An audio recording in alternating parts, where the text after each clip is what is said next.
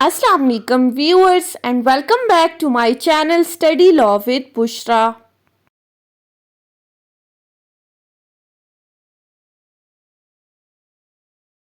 So we were discussing Land Revenue Act 1967. We have discussed up till section 115. In this video we are going to start chapter 10. But before starting the discussion, I request you all to please subscribe to my channel and don't forget to press the bell icon for latest updates. Do share this video with your friends and don't forget to comment your feedback. So let's move towards the discussion.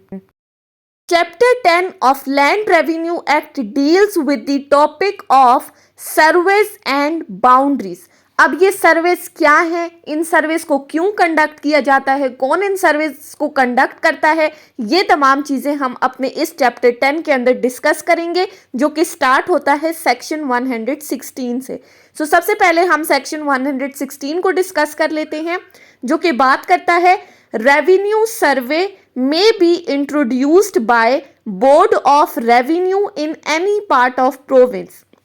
कि ये जो सर्वे है ये board of revenue सूबे के किसी भी हिस्से में कंडक्ट करवा सकता है। Sub clause 1, it shall be lawful for the Board of Revenue whenever it may deem expedient to direct by notification the survey of any land in any part of the province। सबसे पहली बात जो इस clause 1 में बता दी गई है कि सर्वे किसने कंडक्ट करवाना है, बोर्ड ऑफ रेवेन्यू ये सर्वे कंडक्ट कराएगा। कैसे कंडक्ट कराएगा, एक नोटिफिकेशन के थ्रू डायरेक्शंस दी जाएंगी कि वो सूबे के किसी भी हिस्से में जहां पर वो मुनासिब समझता है, जहां पर उसको लगता है कि फलां लैंड का सर्वे कंडक्ट करवाना ज़रूरी है, तो वो सर्वे कंडक्ट कर सकता है। अब किस पर्पस के लिए सर्वे कंडक्ट किया जा सकता है? Number 1, with a view to the settlement of land revenue. सबसे पहली बात कर दी गई है कि लैंड रेवेन्यू की सेटलमेंट के लिए ये सर्वे कंडक्ट किया जा सकता है। Secondly, the preparation of record of rights and preservation thereof. Secondly, record of right को तैयार करने के लिए भी ये सर्वे कंडक्ट किया जा सकता है, जो जमाबंदी की जाती है ज़मीनों की, and for any other similar purpose, या इससे मिलता जुलता कोई मकसद है तो उस पर्पस के लिए बोर्ड ऑफ रेवेन्यू एक नोटिफिकेशन के थ्रू सर्वे कंडक्ट करवा सकता है, and such survey shall be called a revenue survey. अब बोर्ड ऑफ रेवेन्यू ने ये जो सर्वे कंडक्ट किया है, चाहे वो लैंड रेवेन्यू की सेटलमेंट से रिलेटेड है या रिकॉर्ड ऑफ राइट की तैयारी से रिलेटेड है, इस सर्वे को जनरली कहा जाता है रेवेन्यू सर्वे। और बोर्ड ऑफ रेवेन्यू जब कभी भी उसको मुनासिब लगे तो वो सूबे के किसी भी हिस्से में ये सर्वे कंडक्ट करवा सकता है। सेकेंडली, अ रेवेन्यू सर्वे में extend to the lands of village, town और सिटी जनरली, और to such land only as may be specified in the notification. अब ये जो रेवेन्यू सर्वे है ये किसी भी गांव की ज़मीन का, किसी भी टाउन की ज़मीन का, या जनरली किसी भी शहर की ज़मीन का कंडक्ट करवाया जा सकता है, या फिर अगर तो नोटिफिकेशन के अंदर स्पेसिफिकली किसी लैंड के बारे में बताया गया है कि इस लैंड का सर्वे कंडक्ट करवाना है, तो फिर उस स्पेसिफिक लैंड का सर्वे ही कंडक्ट करवाया जाएगा। अदरवाइज जनरली भी ये सर्वे कंडक्ट किया जा सकता है। Sub clause 3, subject to the orders of Board of Revenue, it shall be lawful for the officer conducting such survey to accept any land to which it may not seem expedient that such survey should extend। सब rule 3 कहता है कि board of revenue के orders को मद्देनजर रखते हुए जो ऑफिसर इस सर्वे को कंडक्ट करवा रहा है उसके लिए लॉफुल है कि अगर उसको मुनासिब नहीं लगता कि किसी ज़मीन का सर्वे कंडक्ट करना ज़रूरी है, तो फिर वो उस लैंड को एक्सेप्ट भी कर सकता है, यानी कि वो उसको छोड़कर बाकी ज़मीनों का सर्वे कंडक्ट कर सकता है, but subject to the orders of board of revenue. Board of revenue के ऑर्डर्स के अकॉर्डिंग अगर वो चाहे तो वो एक्सेप्ट कर सकता है। सो सेक्शन 116 में हमने क्या डिस्कस किया कि रेवेन्यू सर्वे क्या है, किस पर्पस के लिए कंडक्ट किया जाता है, किस हद तक इसको एक्सटेंड किया जा सकता है, और किन और कौन सी ज़मीनें एक्सेप्शन में आती हैं। उसके बाद आ जाते हैं सेक्शन 117 के ऊपर। सेक्शन 117 बात करता है power of revenue officer to define the boundaries. अब इस सेक्शन के अंदर बाउंड्रीज को डिफाइन करने की बात की गई है। Sub section 1, a revenue officer may for the purpose of framing any record or maintaining any assessment under this act or on the application of any person interested define the limits of any estate, holding, field or other portion of an estate and may for the purpose of indicating those limits requires boundary marks to be erected or repaired। सब rule 1 कहता है कि revenue officer for the purpose of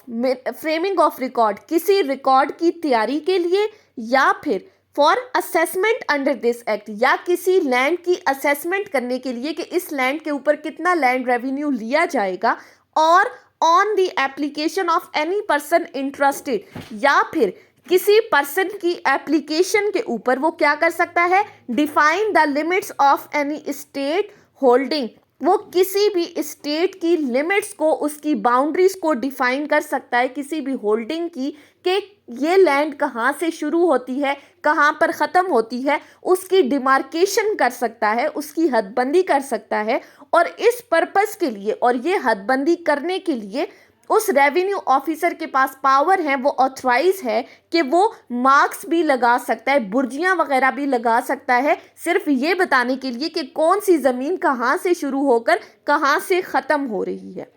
उसके बाद आ जाते हैं sub section 2 के ऊपर। सब सेक्शन 2 कहता है in defining the limits of any land under subsection 1, the revenue officer may cause the boundary marks to be erected on any boundary already determined by the order of any court, revenue officer or forest settlement officer, or already set up by the order of any court or any such officer।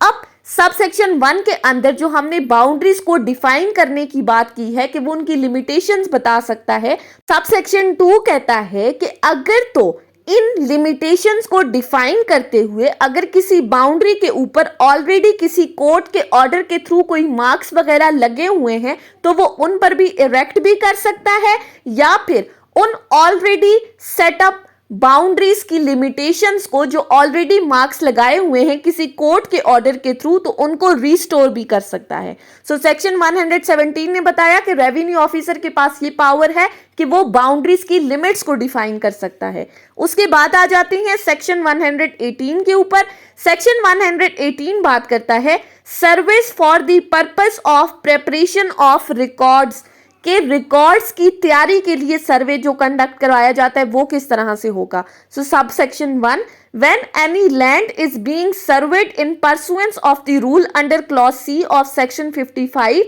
और under section 116। Sub section 1 कह रहा है कि जब कभी भी किसी land का सर्वे किया जा रहा है उन रूल्स के अकॉर्डिंग जो सेक्शन 55 क्लॉज सी में बताए गए। अब वहां पर क्या बताया गया था कि रिकॉर्ड ऑफ राइट्स की तैयारी के लिए सर्वे कंडक्ट किया जा सकता है, और अंडर सेक्शन 116 जो अभी हमने डिस्कस किया कि बोर्ड ऑफ रेवेन्यू चाहे तो वो सूबे की किसी भी हिस्से में किसी भी लैंड का सर्वे कंडक्ट कर सकता है। सो ये सेक्शन क्या कह रहा है कि the revenue officer directing the survey may by notice और प्रोक्लेमेशन, तो रेवेन्यू ऑफिसर जो इस सर्वे को कंडक्ट करने जा रहा है वो पहले तो एक नोटिस देगा, प्रोक्लेमेशन कराएगा, require all the person having rights और interest in the land to attend personally और थ्रू ऑथराइज एजेंट, कि जिस लैंड का वो सर्वे कंडक्ट करने जा रहा है वो प्रोक्लेमेशन के थ्रू बताएगा कि फलां लैंड का सर्वे कंडक्ट किया जा रहा है, तो जितने भी लोगों का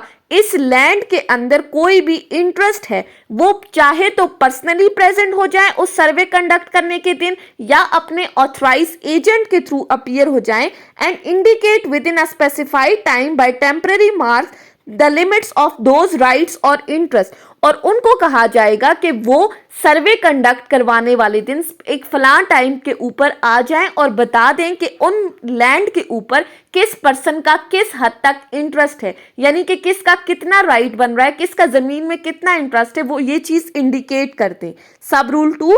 if a person to whom the notice or proclamation is addressed fails to comply with requisition, he shall be liable at the discretion of revenue officer to a fine which may extend to 50 rupees। अगर तो ये proclamation होने के बावजूद, notice होने के बावजूद जिस पर्सन का उस जमीन में कोई इंटरेस्ट था वो उस दिन नहीं आता जिस दिन सर्वे कंडक्ट किया जा रहा है, तो फिर रेवेन्यू ऑफिसर उसके ऊपर लाइबिलिटी इंपोज कर सकता है और 50 रुपीज का फाइन डाल सकता है। अब ये 1967 का एक्ट है, सो उस वक्त के अकॉर्डिंग 50 रुपीज का फाइन इंपोज किया गया था ऐसे पर्सन के ऊपर।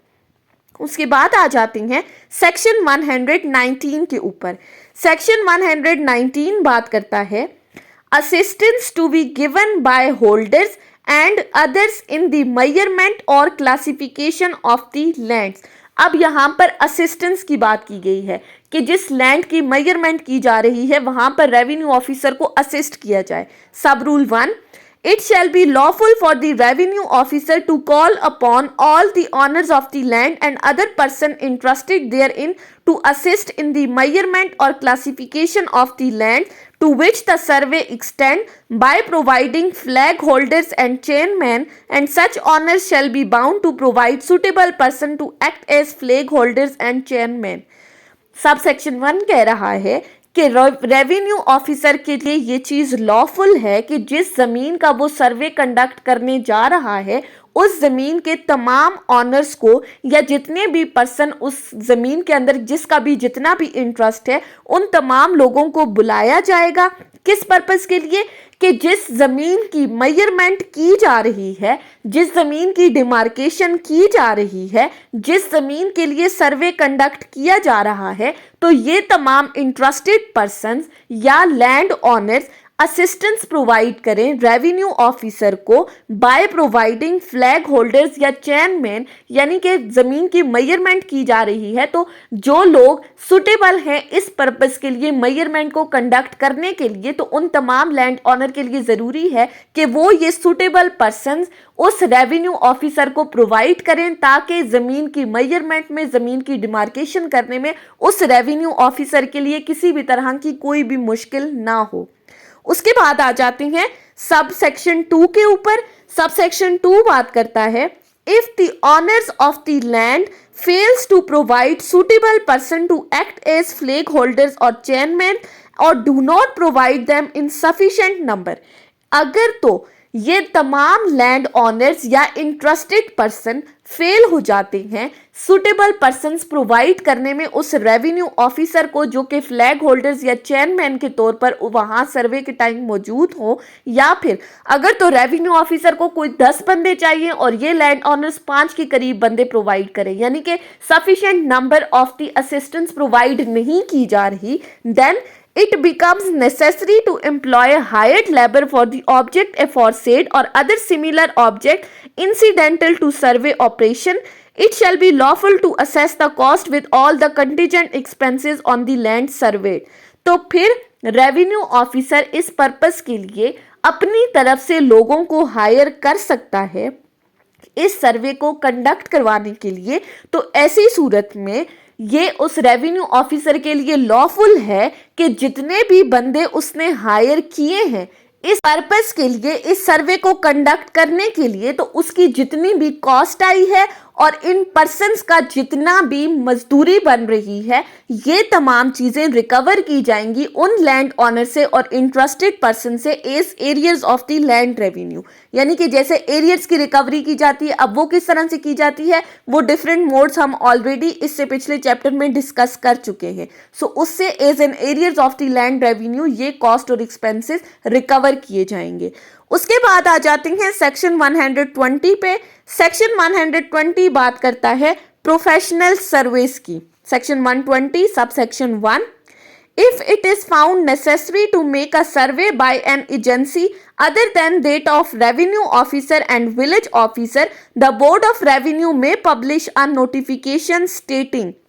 अब सबसेक्शन 1 में कहा जा रहा है कि अगर तो ये चीज़ ज़रूरी समझी जाती है कि किसी लैंड का सर्वे कंडक्ट करना है और उसके लिए किसी स्पेसिफिक एजेंसी को हायर करना ज़रूरी है, अदर देन रेवेन्यू ऑफिसर और विलेज ऑफिसर। इन दोनों के अलावा अगर किसी एजेंसी को किसी भी लैंड का सर्वे कंडक्ट करवाने के लिए अपॉइंट करना है तो बोर्ड ऑफ रेवेन्यू इस हवाले से एक नोटिफिकेशन जारी करेगा जिसमें क्या क्या चीजें मेंशन की जाएंगी। Number 1, the local area to be surveyed and the nature of survey, कि किस इलाके का सर्वे कंडक्ट करना है और किस तरह का सर्वे कंडक्ट करना है, यानी कि उस सर्वे कंडक्ट करने का पर्पस क्या है, क्यों सर्वे कंडक्ट कराया जा रहा है। सेकेंडली, द नेम्स और official designation of the officer by whom the survey is to be made, उस बंदों के नाम और उनका डेजिग्नेशन जो इस सर्वे को कंडक्ट करने जा रहे हैं। Thirdly, the kind of boundary marks to be erected by those officer, और वो ऑफिसर इस सर्वे को कंडक्ट करने के बाद किस तरह के बाउंड्री मार्क्स लगाएगा उस लैंड के ऊपर, ये चीज भी उस नोटिफिकेशन में मेंशन की जाएगी।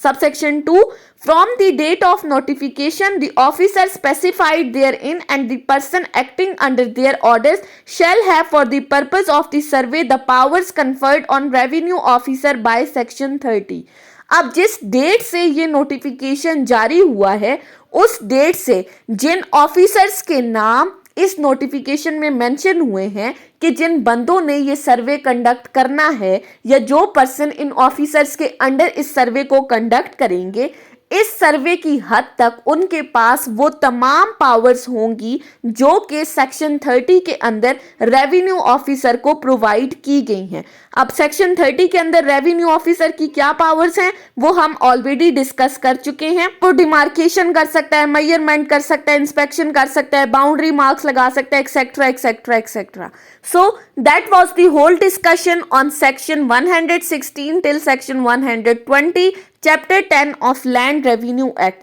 सो आई होप कि आपको ये टॉपिक समझ में आया होगा। अगर आपने इस वीडियो को अटेंटिवली सुना है तो अगर आपको ये वीडियो अच्छी लगी है तो इस वीडियो को लाइक करें, कमेंट करें और चैनल को जरूर सब्सक्राइब करें। Thank you so much for watching this video. Till then, अल्लाह हाफिज।